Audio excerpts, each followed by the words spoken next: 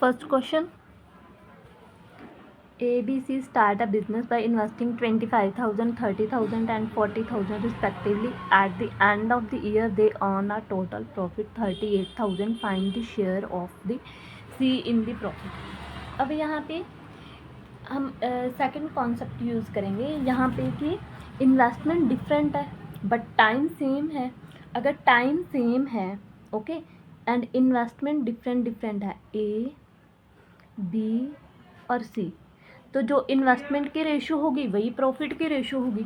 Okay तो यहाँ पे क्या आ जाएगा 25,000 ओके नेक्स्ट 30,000 नेक्स्ट 40,000 ओके. तो यहाँ पे 0 से 0 कट हो जाएंगे. 5 5 सा 5 6 सा 5 8 सा ओके. तो टोटल प्रॉफिट कितना है 38,000 okay. 38,000 multiply.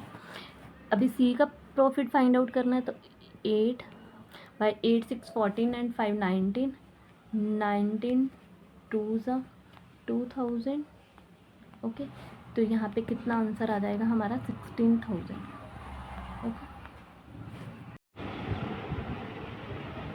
Next question.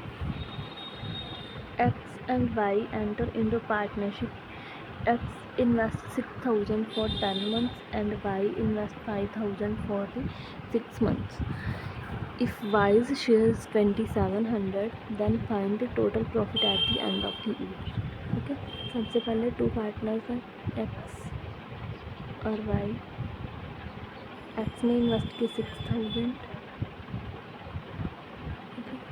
Y ने इन्वेस्ट किए 5,000 तो ये है इन्वेस्टमेंट और ये है टाइम. कितने मंथ्स के लिए? ये 10 मंथ्स के लिए और ये 6 मंथ के लिए. 0 से 0 कट हो जाएगी.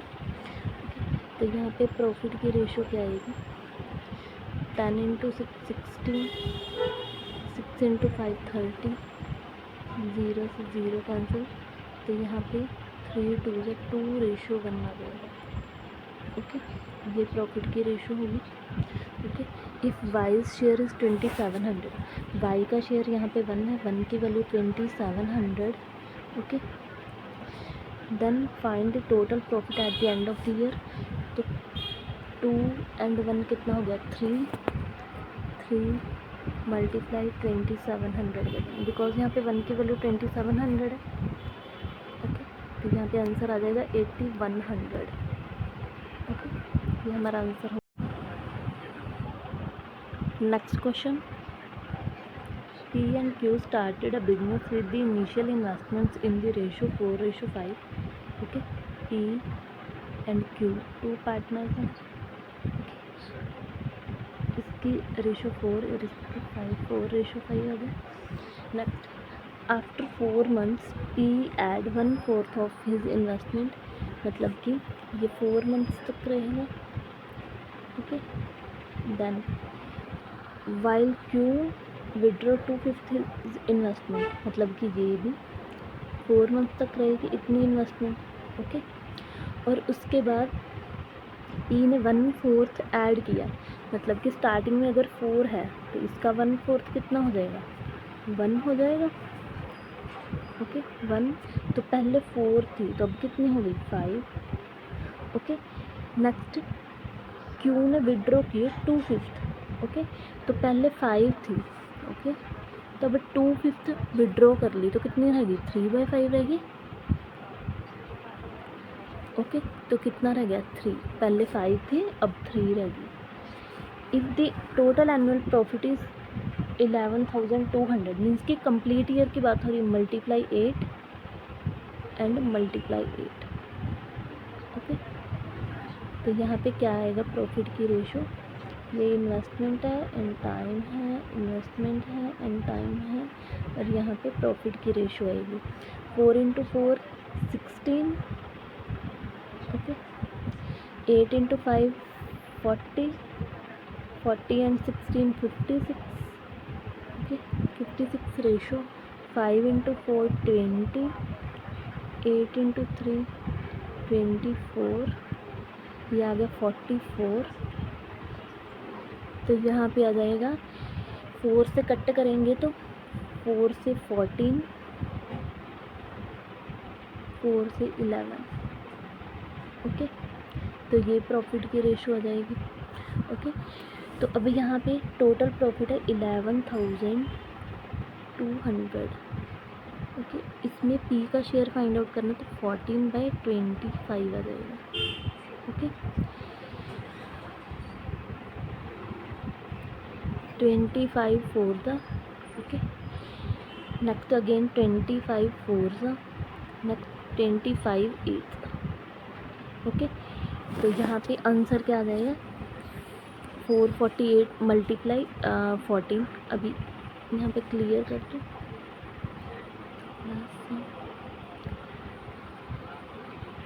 यहाँ पे स्पेस हो जाएगी।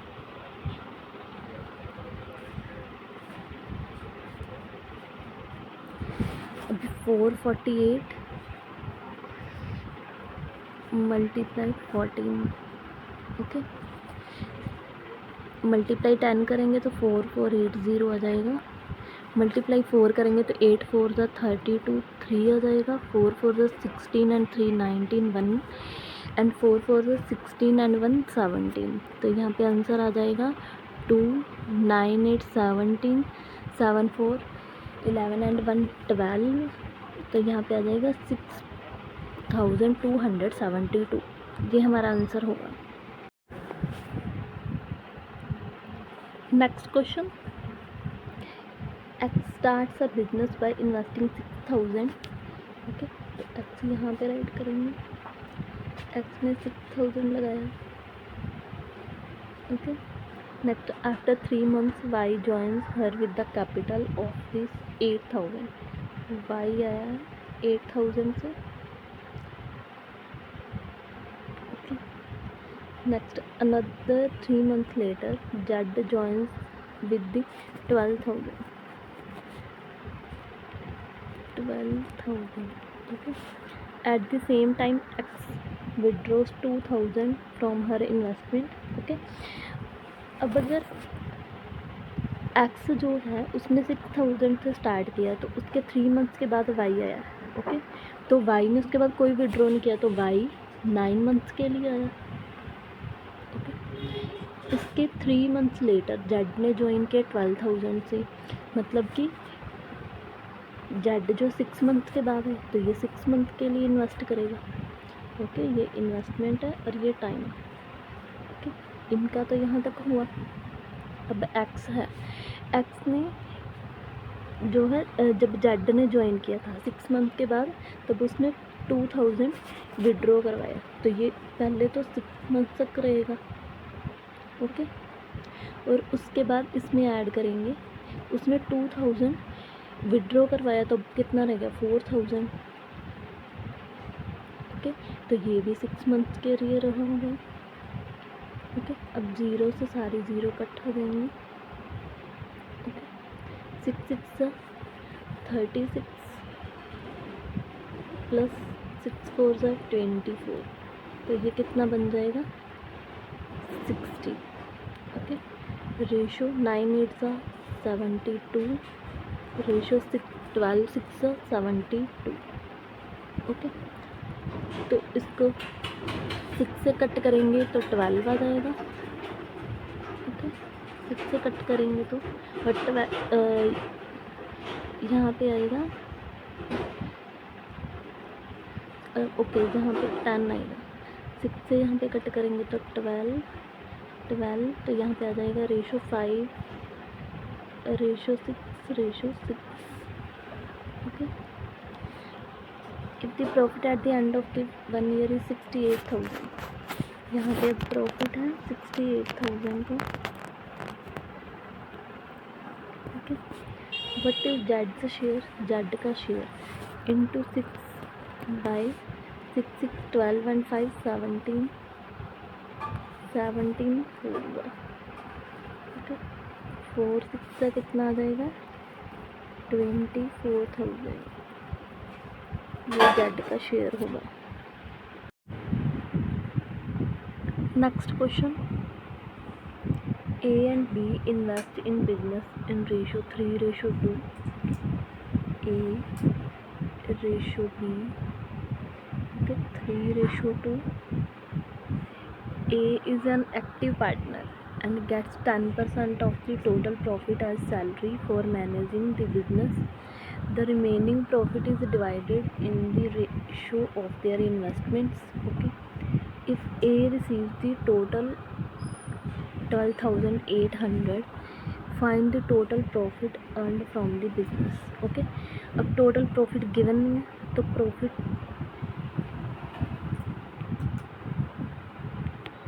100x राइट कर लेंगे. ओके, उसमें से A को 10% टोटल प्रॉफिट एज सैलरी मिलती है, तो A सैलरी कितनी बन जाएगी? A सैलरी जो है वो इसका 10% मीन्स कि 10x आ जाएगा. ओके, अब रिमेनिंग क्या है? रिमेनिंग बचेगा 90x. ओके, अब जो ये 90x है इसको 3 और 2 में डिवाइड कर देंगे.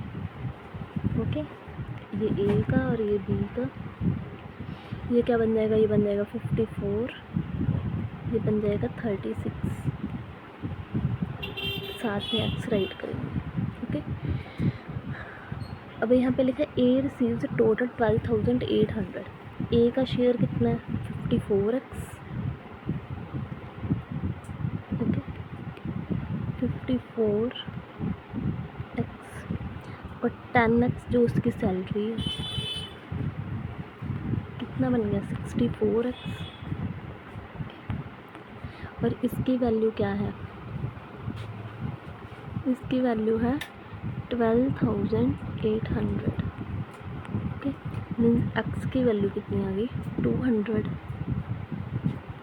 Okay, find the total profit earned from the business. तो टोटल प्रॉफिट क्या है? 100x. तो 100x की वैल्यू क्या आएगी? 20,000. ये हमारा आंसर होगा. Next question. 3 partners A, B, C invest 40,000, 50,000 and 60,000 respectively in a startup. After 6 months, तो पहले यहाँ पे A, B, C का स्टार्टिंग इन्वेस्टमेंट राइट कर. A, B and C. 40,000, 50,000, 60,000. ये इनिशियल इन्वेस्टमेंट है. आफ्टर 6 मंथ्स A एट 10,000 मोर, मतलब कि ये इन्वेस्टमेंट थी, ये 6 मंथ्स रही. इसके बाद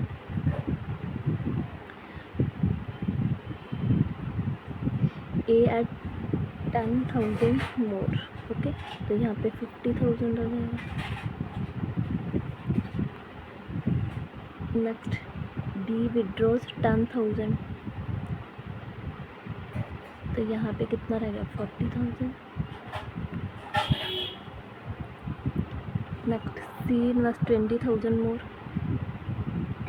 ओके, तो यहाँ पे 80,000 आ जाएगा. If the difference between B and C is something. Okay, तो यहाँ पे eight the end of 1 year लगाएंगे, तो यहाँ पे मल्टीप्लाई 6 ही करेंगे. Okay,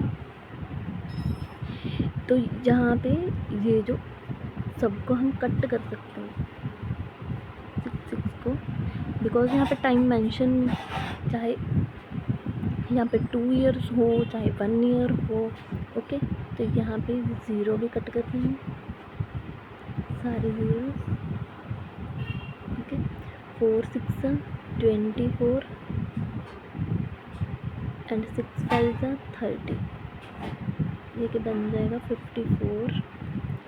okay, ratio 6 5 30 and 6 4 24.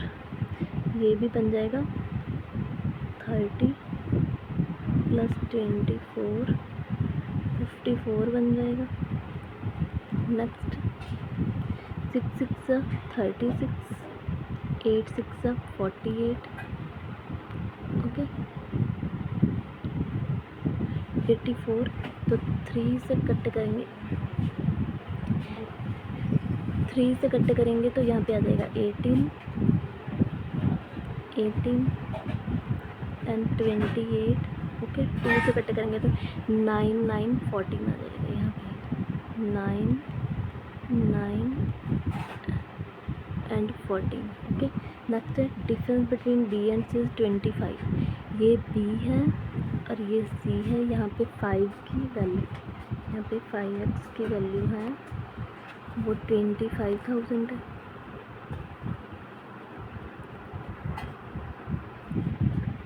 तो x की वैल्यू क्या आ जाएगी 5,000। फाइंड एज शेयर, तो ए का शेयर क्या है 9x, तो ए की वैल्यू क्या आ जाएगी 9 × 5,000 45,000।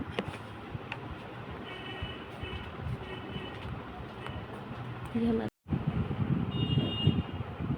Next question.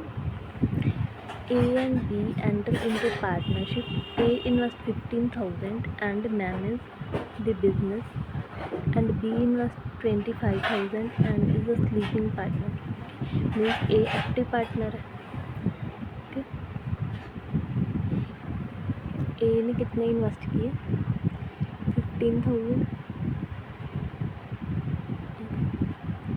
एंड B ने इन्वेस्ट किए हैं 25,000।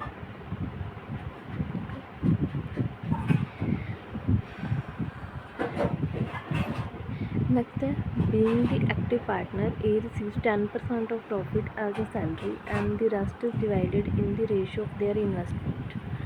Okay, if the total profit is 40,000, okay, तो यहाँ पे टाइम गिवन नहीं है। टाइम अगर 1 ईयर होगा, 2 ईयर होगा, 3 ईयर होगा, बट इक्वल होगा। तो यहाँ पे प्रॉफिट की रेशो वही होगी जो इन्वेस्टमेंट की रेशो होगी। 5 3 एंड 5 5, ये प्रॉफिट की रेशो होगी, ओके। अब यहाँ पे है प्रॉफिट 40,000, ओके। तो ए की सैलरी कितनी होगी, ए की सैलरी इसका 20%, ओके। मीन्स 8,000 इज सैलरी जो है वो है 8,000, इकट्ठा है। नेक्स्ट रिमेनिंग अमाउंट 40,000 माइनस 8,000, तो जो रिमेनिंग होगी जो वो होगी 32,000, ओके। अब 32,000 को 3 और 5 के रेशियो में डिवाइड करेंगे। 3:5, 5 एंड 3 8, 8 4 का, तो यहाँ पे 12,000 आ जाएगा और यहाँ पे आ जाएगा 20,000, okay. What is the total amount received by A की सैलरी 8,000 है और शेयर है 12,000, तो ए का शेयर क्या होगा, ए टोटल शेयर